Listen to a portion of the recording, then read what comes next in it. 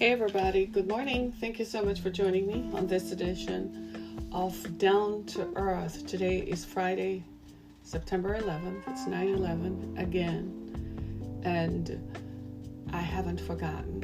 It was 19 years ago when two planes struck the World Trade Center towers in New York, and very shortly thereafter the Pentagon. And none of us who were alive then can forget.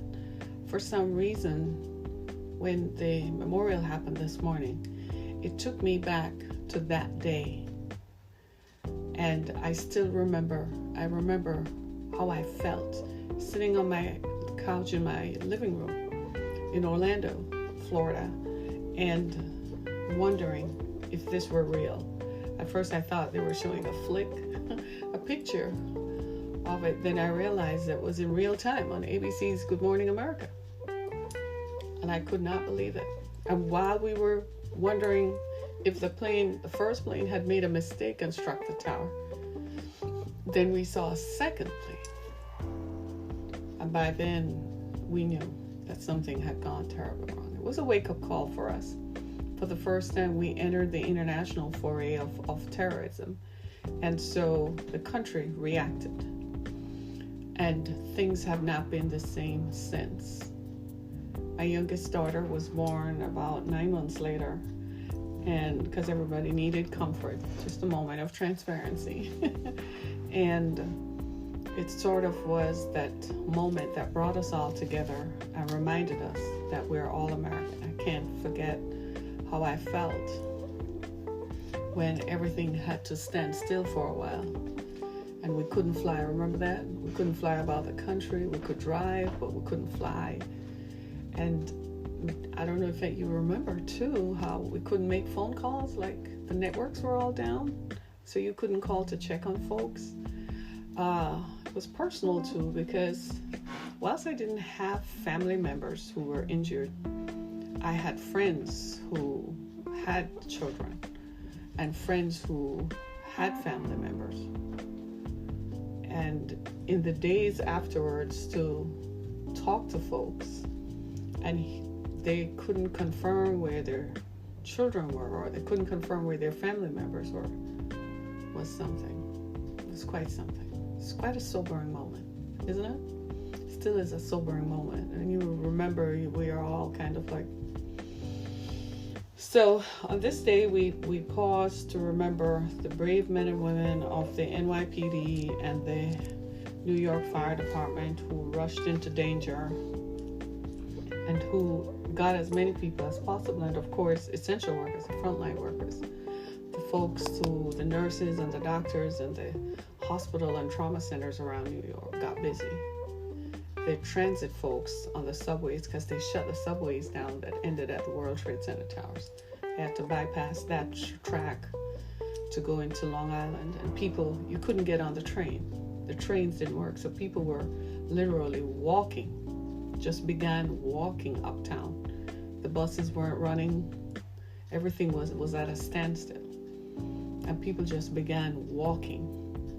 And women who went to work that morning or who got to work and would wear their gym shoes on the train. Luckily, they still had them. Just put their gym shoes on and just kept walking back home from downtown Manhattan to back to Long Island. It was quite the thing. My ex-husband and I had just about gotten divorced because it was 2001, so it hadn't been finalized yet. We were separated, and he had moved to New York, and he called to say, "How are you guys doing?" I'm like, "I'm in Florida. How are you doing?" And when he began to describe what it felt like, how it felt, he said it was like war all over again. He said it was the craziest thing he had ever seen. So 9/11 is quite the thing, yeah? 9/11 we shall never forget. So it's kind of crazy that in an atmosphere like that, any leader could ever refer to people who served and call them suckers and losers. As much as we disagree about policing and disagree about excessive force the police use, especially about black people, it is, you could never call anybody who puts on a uniform and step out into danger, an unknown, unseen danger every day, a sucker or a loser. I disagree with the infiltration of white nationalists.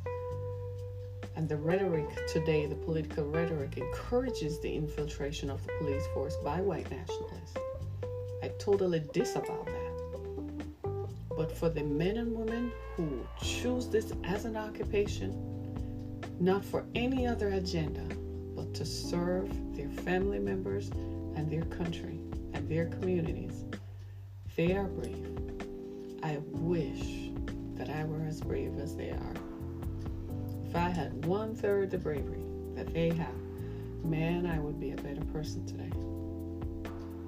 So on this 9/11 sobering, I was having breakfast with my youngest daughter this morning, and I could look at her and tell her she wasn't even born yet when 9/11 happened.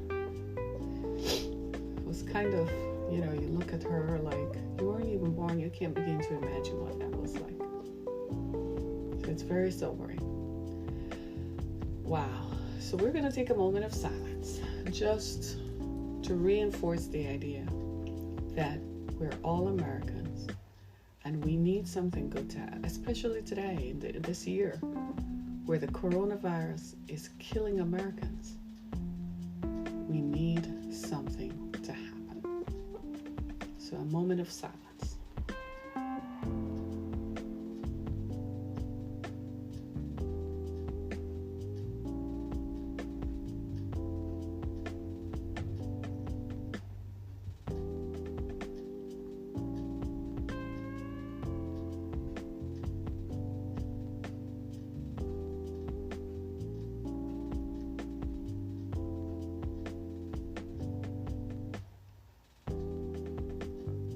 Thank you so much, everybody, for joining me this morning. I want to talk about today how technology is helping us catch child pornographers. In this day and age of technology and the fact that everyone has access, most people have access to being able to watch what they want, do what they want. Technology is pervasive. It's everywhere, right? And people are able to download whatever they want.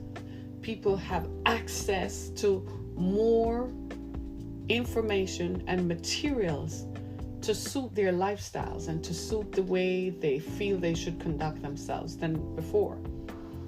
And into this, naturally, there are going to be people who feel good.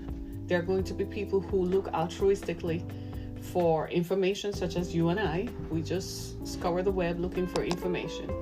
But then there are people who are serving their own I shouldn't say queer, but their own peculiar needs, their own disgusting, perverse needs. I'm talking about child pornographers.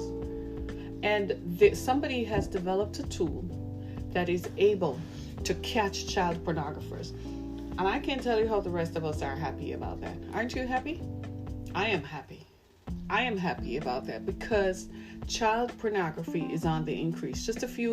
About a year ago here in Michigan, a couple were sentenced and prosecuted because they had children for the express purpose of having sex with them on the internet and selling them so that others could pay and watch. Can you imagine? They could think of no other industry or enterprise but to have children. Imagine how sick you must be to sit down and contemplate that you will get pregnant, carry the baby for 9 months, give birth to the baby for the sole purpose of having sex with that baby so others can pay you to watch it.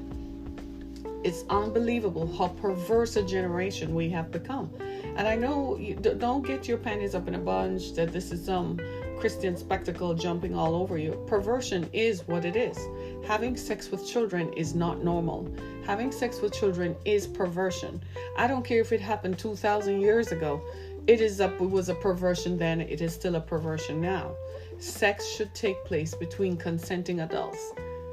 consenting adults. So the law says if you're over 18, you're an adult, then sex should take place between people who agree to have sex, not people whom you forcibly force into having sex, nor people who can't give consent.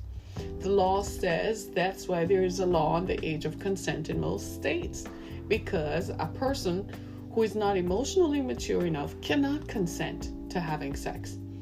And so we need to be mindful of this, because as a society, part of our charge and our job is to protect the most vulnerable. The most vulnerable are seniors and children and women.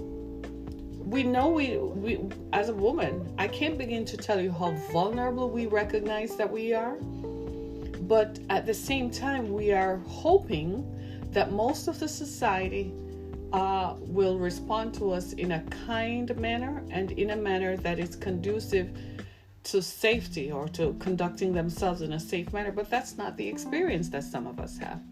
Women are raped. Women are forced into having sex, and then you go into a justice system that makes it sound like you were asking for it.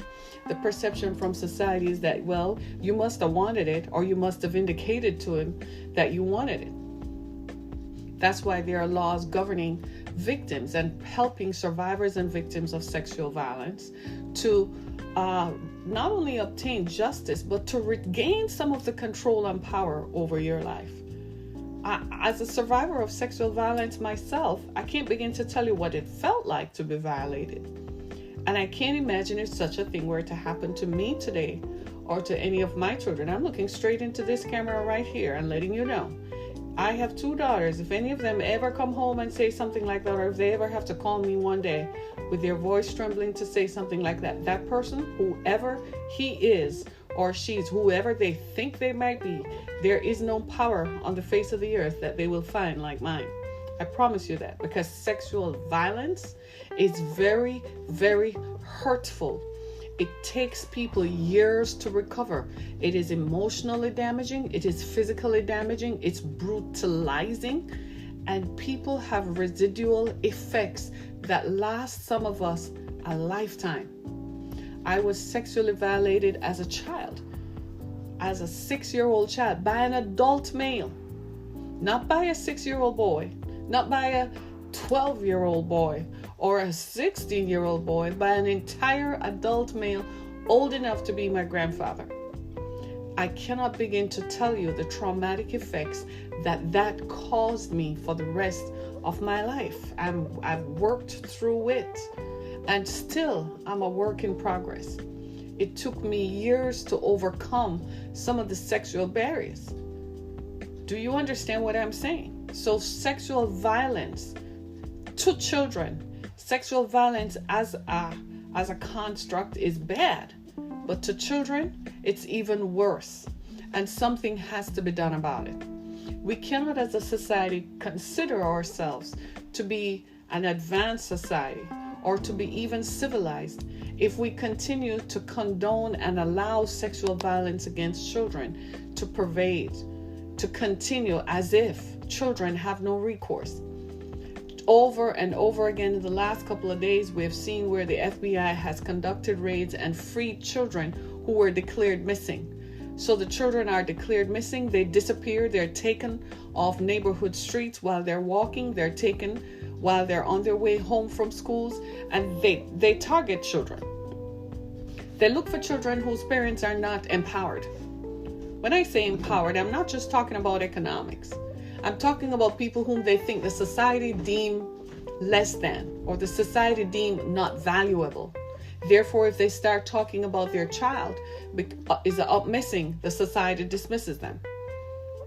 Those children disappear and are forever lost. Some of whom don't recover. I worked with one woman last year who had her child missing. Her child seemed to have elected to go with a sex trafficker because she felt she needed liberation. The mother's point of view was, I don't care. She is not old enough to understand the emotional ramifications of her choice. So even though the mother herself was gravely ill, she was fighting to get her child back, because she knows that child is going to be hurt forever and a day. I know for many of you this is an uncomfortable subject. Some of you have not even come forward to talk about how you yourself were sexually violated. Many of you have not come to grips with that or come to terms with the residual effects of the experience that you have had. And I'm sorry about that. I sincerely regret that. And I express my sympathies to you, but I also want to encourage you that when you are ready to speak up, do so. And I pray that you get to that point in your journey. There are also many people who, whilst it didn't happen to you, you knew it happened to someone you knew and loved. Someone you know, someone you care about, someone you love. It could be a child, it could be a sibling, it could be a friend. And so you become joined into that person's journey because their description and their behavior is often not explained. It's much like in your own home. You can tell a child who has been sexually violated, they become withdrawn, they act out. When children start acting out and become withdrawn, it's time to go deeper and start asking questions. What happened? Is there something going on? Please tell me. Work at breaking down their own barriers so you can help them. Because people who have sex with children, people who pursue children do not quit and do not give up. Sometimes they're the nicest people. Your daughter is hanging out at your friend's house, or your son is going over to his friend's house. And that adult in that relationship becomes attracted to the child because they're sick and disgusting. And they work on the child's vulnerabilities. Anything that is going on in the child's home, they're going to use it as an entryway. And they work at breaking down the child's barriers until they achieve what they want to achieve. People who have sex with children have a problem with control. It's all about power and control. They hurt these people. They hurt children. It is my pledge. If I catch one of you, I swear to God, you're going to pray to God and you're going to need God's help because you have hurt people. The story I'm about to read to you is very disturbing. What I'm going to tell you based on this article I read is very, very disturbing. It concerns people who have sex with babies and toddlers. If you can imagine that, I have 2 children whom I gave birth to. I remember when they were babies and toddlers, so help me God, they're grown today. When I tell you it is by the grace of God, it truly is. Many of us as parents have walked that fine line between becoming a parent, being a parent, and being a vigilante. Being a parent and having to hover to make sure that our children stay children until it is time for them to graduate to the next level of their journey, their life journey. We need to let children be children. There are enough problems in the world today. Our children today had to grow up suddenly. Children who were in high school suddenly found themselves without a school, didn't have the rites of passage to enter into the next phase of their development, of their psychological development. All of a sudden, overnight, they had to grow up with the sudden realization that as a group of people, they're going to have to learn lessons so that they can solve problems in their generations. That was not nice. People who graduated college suddenly were thrust into adulthood because now you have no base. You graduate college, you can't go through, you can't get a job because there are no jobs available due to a pandemic. Are you seeing what I'm saying? And all of a sudden we find ourselves in this situation where we're wondering, what gives? So who are these people who have sex with children? Where are they? Have you ever watched an episode of Criminal Minds? Have you ever watched Law and Order SVU? You get a pretty good idea of who these miscreants are. Yes, they're miscreants and perverts. And they better not walk across my path. I promise you. Because it's not going to end well. Because children become hurt. I was one of them. Right? So there's a tool that is available for law enforcement called Child Protection System. It's developed by an outfit in Florida, a nonprofit called Rescue Coalition. And what they developed was a tool that enables them to scan people's computers to see what is on your computer. So people naturally have some issues with that because they're like, that's a breach of privacy. As far as I'm concerned, if you're going on the internet to look for pictures of children, you ain't got no privacy left. You have no claim to any kind of privacy, period. For many years myself, when my youngest daughter was little, I never posted pictures of her until she became 15 or 16. And then she got mad, like, you don't have pictures of me on your Facebook page. And I said, yes, for a reason. I don't want people scanning for pictures and they type in specifics of what they want, and computer algorithms lead them to what they want. Y'all stop posting pictures of your young children. Would you? It's not cute. Stop it. There are child pornographers out there who are targeting your children. And then your children end up missing and their faces are on the back of a milk carton. Stop it, will you people? Stop posting pictures of your children in their bathtubs. Yes, it's cute. Take the picture and text it to your mom and your dad and your cousins who want to look at it. Don't post those pictures to your Facebook page and think it's okay. They have software that looks for that. Stop posting pictures of your children on their way home from school and show pictures of your house with the address, the street number. Take it off, will you? Take it off. I kid you not. They have software. People who are engaged in child pornography are very sophisticated. You remember in the Epstein files, Jeffrey Epstein, master child molester, master sex trafficker of children, with his accomplices. You know who they are. One of them who is in a powerful office today, right? Whose wife came over on the Epstein visa, right? He had a system. He had such a system that was so efficient. He even had standards. He even had barriers or boundaries. He didn't want black women. And he didn't want exotic women. They couldn't be Oriental, Asian. They couldn't be black. You have to listen to that. Thank the Lord. Because that means his sexual abuse was confined. Hello, somebody. There are people in one of the stories on Netflix. A guy paid Epstein to have sex with 12-year-old twin girls from France that they flew over on the Epstein visa, landed on a private jet, and this man paid a lot of money for him to have sex with 12-year-old girl teenagers. They were twins. Are you listening to me? Child pornography happens right in front of us. It could be your neighbor. And your neighbor, he doesn't look like a he doesn't look like a pedophile. He's not driving a Peter van. He's your ordinary guy who gets up every day and goes to work, whether he wears a suit to work or he wears shirt and tie, or he's the plumber, or he's the gardener.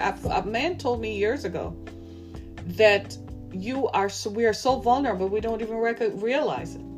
The people whom we let into our homes, the plumbers, the handyman, the people who know our homes because we bring them in to fix stuff, those are the people you have to watch. When your child goes missing, the police show up and they ask questions. Answer the darn questions, because don't get defensive. They're gonna ask you who comes to your house. Answer the question, because 9 out of 10 times it's someone who knows your home and knows your children. 9 out of 10 times it's someone who is very familiar and comfortable with your household. This is why they say when murders happen, it's usually someone in your circle. They ain't a lie, unless it's a professional, an assassin or something, right? Be very, very careful when you have children. So many of us are just so wide open. We don't even know. Have you ever looked at your husband's laptop? Why is he on the internet while you're asleep? I'm very suspicious of that. If he's on the internet while you're asleep and whenever you're out of the home, you need to go have access to that bad boy. He's looking at something he does not want you to see, and you don't want the feds to show up at your house, because then it's too late. Because then you lose your job, you lose your home, you lose your face in the community, and you lose everything. So why not ask questions? What you looking at? He's on the phone at night while you're asleep. Why are you downstairs on the phone at night while I'm asleep? Ask questions. It's amazing to me how we let things slide. You know something is wrong, but you're not doing anything about it. Why is he always traveling? Have you asked that question? He travels a lot for work. Have you ever taken a flight behind him to see if he's actually doing that? Have you ever turned on the location settings on his phone to see where he actually is? Oh, I'm just going to go down the street to buy some smokes, or I'm just going to go to the store to pick up some milk. Why you didn't pick it up on the way home? You see, now then they make it sound like you're suspicious, but these are questions that need answers. I don't want the feds to show up at my house while I'm thinking I'm happily married, or I'm married and everything is okay. He's a professor, but he seems to have a really good relationship with the female students in his class. Why doesn't he have boundaries about how students can reach out to him and communicate with him? Why is he always working late? Ladies, ask the tough questions. We're a partnership, aren't we? We're in a partnership. Let me know. You'd be surprised what happens when you start asking questions. All of a sudden, people's heckles get up. You don't trust me. Oh, the minute they ask that question, ladies, stop talking and go hire a PI. Go get a private investigator. The private investigator will tell you that he's meeting some guy over yonder with some child. We had a story here in the Detroit area a few years ago about a well-known chef who turned up missing. I mean, his family were on Facebook, how he's the nicest guy. He's a thing to the community. And, well, he turned up missing because he was having sex with a 16-year-old and paying her pimp to have sex with a child. And the reason he got killed was he insisted that he had paid money to have sex with her without a condom. A 16-year-old. Are you hearing me? But his family and friends said he was the best thing since sliced bread. He was an honorable man, a family man who takes care of his children. But he was having sex with somebody else's child. Hello, somebody. So this tool called Child Protection System scans people's computers to see who is downloading pictures of children and videos. And what that does is it establishes probable cause so that law enforcement can then get a warrant to go search the person's home. If they can find it and they confiscate it, well, we have a case that they can prosecute and get these people off the streets. This is a good tool to have because you're not going to believe it, but we know that cases of violence escalated after the coronavirus breakdown. People were at home more. They felt that their laptops were not being policed as much because they're not at work. You know, people were downloading more child pornography and child pornographic videos. You know that. Yes, they did. Right? It lets officers search by country, state, city, or county, and it displays a ranked list of the internet addresses downloading the most problematic files. The tool looks for images that have been reported or seized by police and categorized as depicting children under age 12. So these people who like to have sex with children apparently like prepubescent children. So the children who are not developed yet. You know, as adulthood sets in, teenagers, their bodies transform and so on. Well, they apparently like having sex with prepubescent children. God help us all.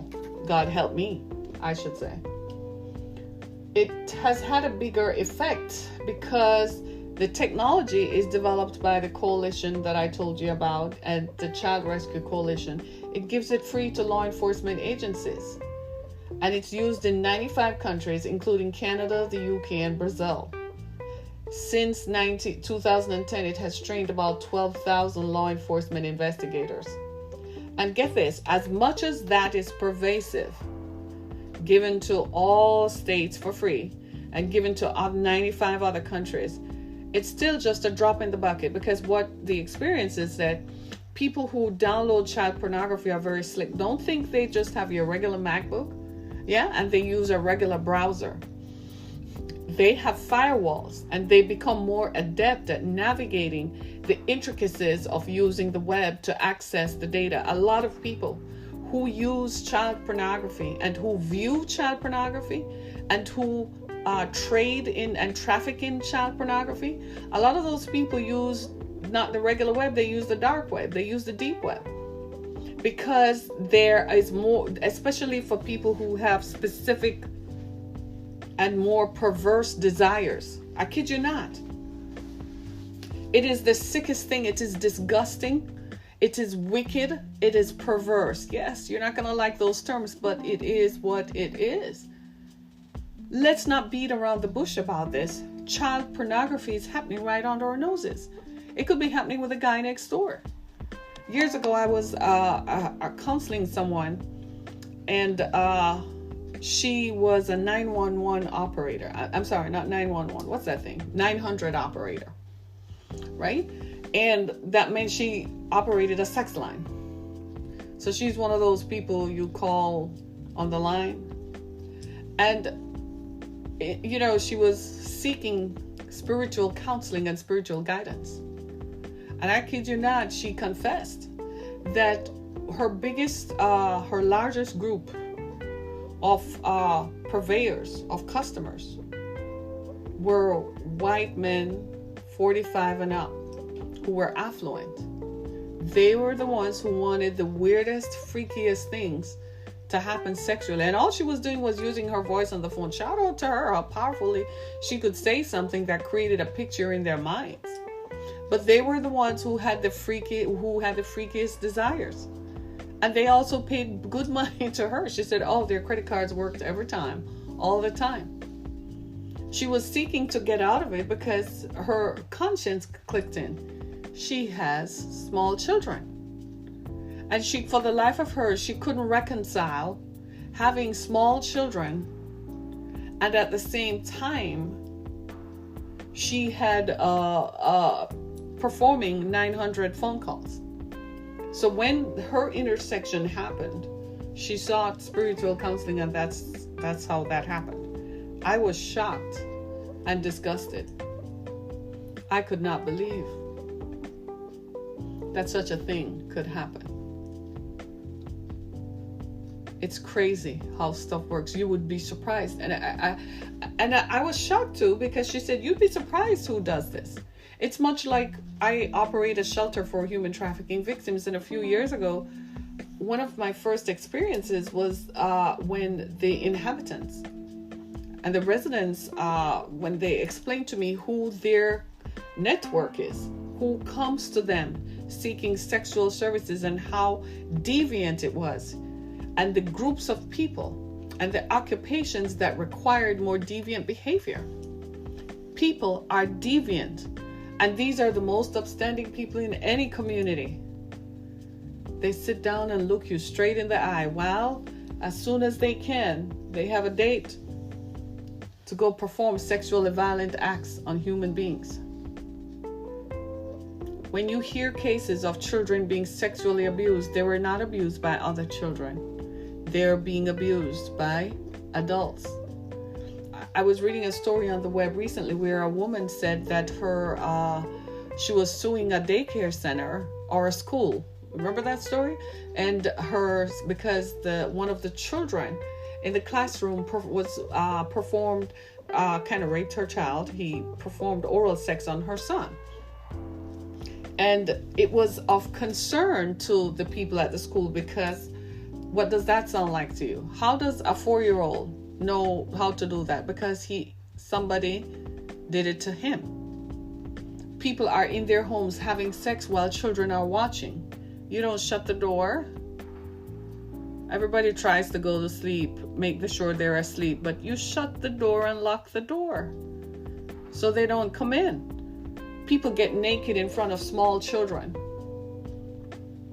I kid you not. You have to start having these conversations about good touch, bad touch. I'm big on that. I have daughters too. When they were little, I told them about good touch, bad touch. And there is a grand age of 6 years old that everybody has to go in the bathroom by themselves. And you have to teach them. Yes, I'm outside the bathroom, but I can't come in. It's one of the things of being a parent, because you enjoy, playing with them in the water and stuff like that. But after a while, you have to tell them it's not okay for an adult to be in the bathroom with you. And any adult who comes in, you need to let mommy know. You're not alarming them, but you say you need to let mommy know. And if they make you uncomfortable, then you need to scream. Do you see what I'm saying? You have to talk to them. And then you can't rub lotion on them anymore. You know how you used to tickle them and rub lotion on their feet and stuff? So now you have to express it. Well, you have to put it there so it won't get dry and ashy. And then, why do I have to do that? And then they come out the bathroom and they don't want to put lotion on. And you're like, you have to moisturize, otherwise you'll be ashy. Well, what is ashy? It's when your skin looks funny. Well, what makes it look funny? Why is it dry? I kid you not. Childhood is amazing. Children are so amazing. And it's amazing. You want them to grow up. And you want them to be unharmed. You don't want them to be harmed. I kid you not. This story I read is so disturbing about how they found this particular guy. I kid you not. I'm going to read his name out. He's a creep. But they got him. And in this particular story, this dude is in Boca Raton. His name is Tay Christopher Cooper. Check this out. He's a retired high school history teacher in Carlsbad, California. They found, investigators found 11,600 photos and videos depicting child sexual abuse. This man is a retired high school history teacher. Among the videos was a man raping a toddler girl. And you know how they depicted the video? It's a crying baby. And the police were led to his home because they used this system, the child protection system, that scans file sharing network. So how it works is, it's actually really not on the person's computer. It's on file sharing networks, right? And file sharing networks shows what? IP addresses. You remember when, I think it was after 9/11, that our computers had IP addresses? They made sure every device, every electronic device. So your iPad, your tablets, even the ones you buy in the store for $59.99, it has an IP address, right? It's IP, Internet Protocol, right? And so it's unique to that device. So if you were ever to look into your mobile account, say you have one of these mobile carriers, AT&T, Verizon, have you ever really gone into it and seen how it stores your devices? Do you know that they also have a record of all the devices you've used? So what this technology does is it scans all the file sharing networks that perhaps have this information, and it can tell which IP addresses that is downloading these pictures. I think it's very unique, isn't it? And so once they isolate the IP addresses that download it, they're then able to go visit the person. And here comes your life being destroyed because your husband, who professes to love you, you've been married for 28 years, you even have grown children. Suddenly, your husband, of course you're going to say you have the wrong person. That cannot be true. But he's just standing there looking because he's as guilty as they come. We should have a roll call of all these people who are child pornographers, right? He had one of the file sharing programs monitored, and he didn't know. And it searches for 200 terms linked to child sexual abuse. So, they have specifics. So they go on the internet and they look for those kinds of programs. This thing is giving me a headache. I better hurry up and wrap it up. It is affecting me. right? And some of these people are repeat offenders. Like they keep going back and back. They can't get enough. It's crazy. And as much as we try to catch these people, you realize that some of this is just a drop in the problem. And when law enforcement encounter these things, you don't just want the person to go to jail. You want them to be sent away and never come back, because you don't want them to continue to inflict harm, because they're not, for some reason, these people are not rehabilitated easily. For some reason, they're repeat offenders. They describe it, it's just like a drug, like cocaine, or if you've ever been addicted to a substance, it's still in you, so you have to fight the urge.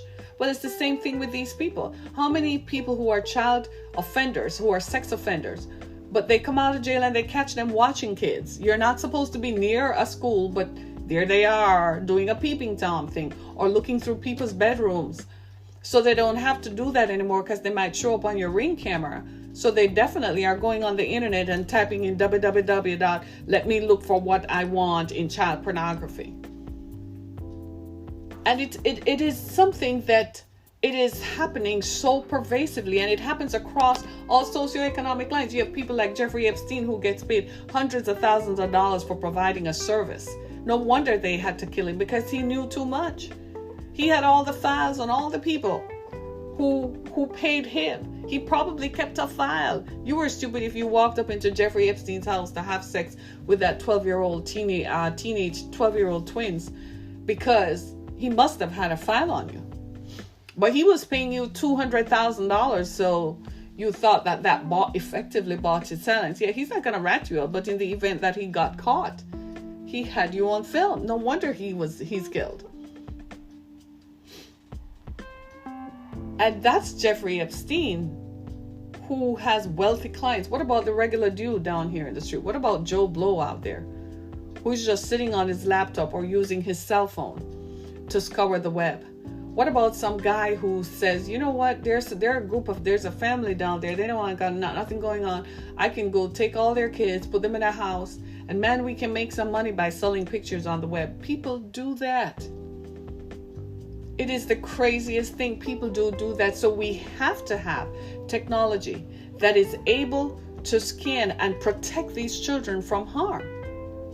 It's up to you and I, because most people, they're not going to stop and do it because their friends are doing it, and you want a favor done, but you know that guy. It's much like in the way some people will tell their kids, go be nice to Mr. Brown. Mr. Brown likes to look at people. Mr. Brown likes to look at kids. He also likes to touch them. You send your child to go mow the lawn next door, but Mr. Brown likes to touch your son's hand. And your son comes back and says, he's creepy. He makes me feel funny. Listen. He asks your son, what kind of sports do you play? Show me how you play ball.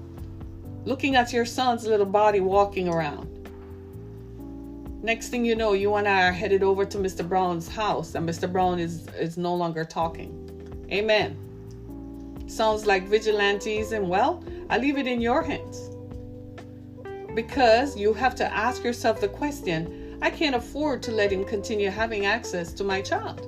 The damage has already been done. And the damage is irreversible. I think we need to come to terms with the long-term effects of these kinds of trauma.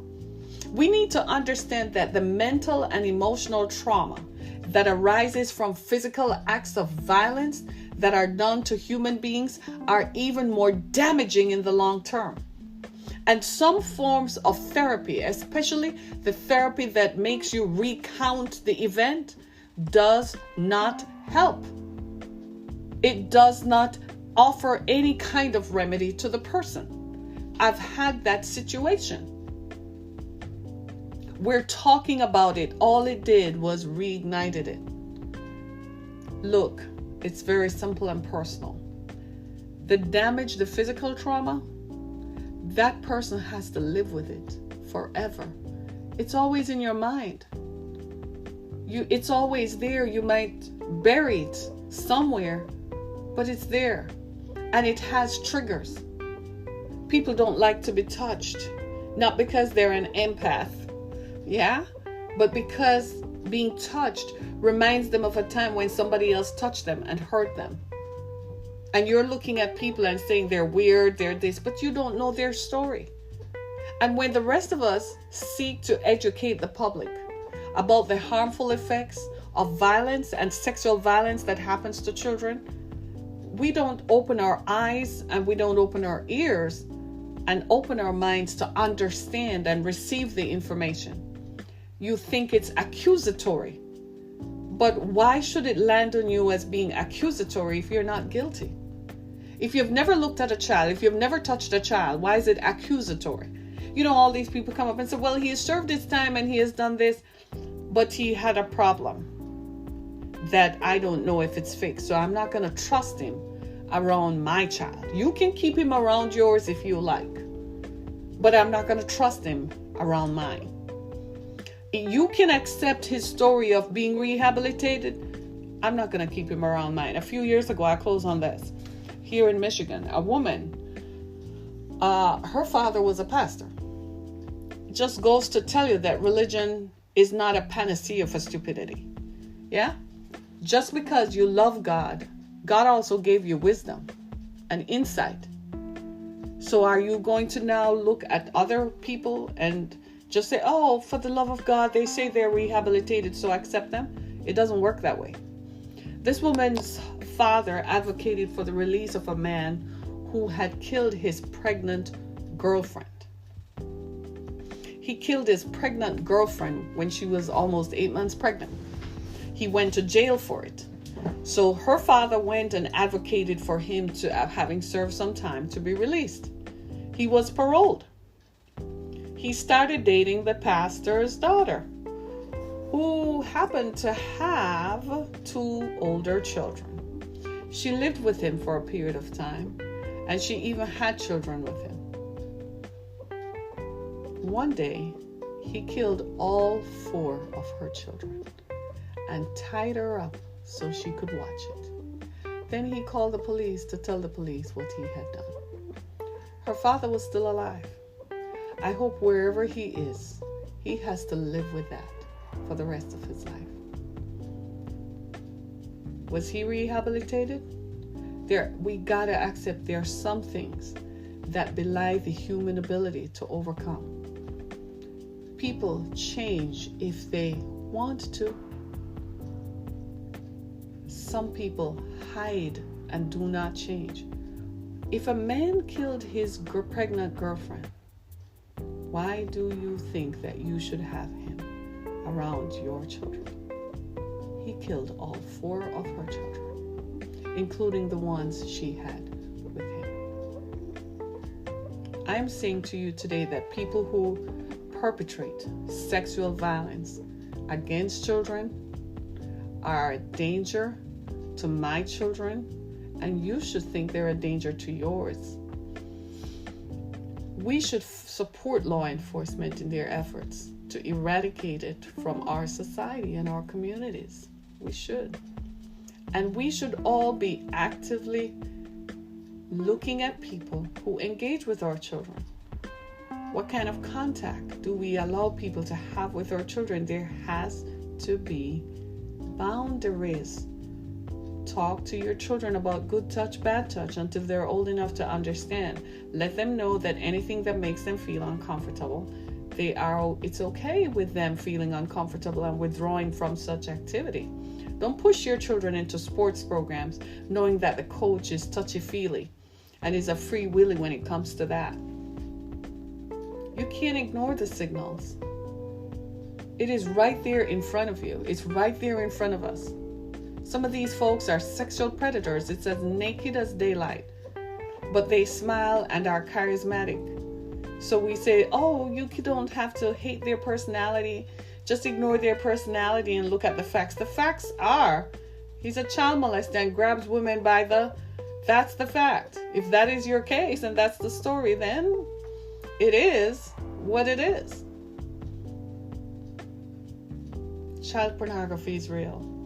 Let's support organizations that can try to eradicate it.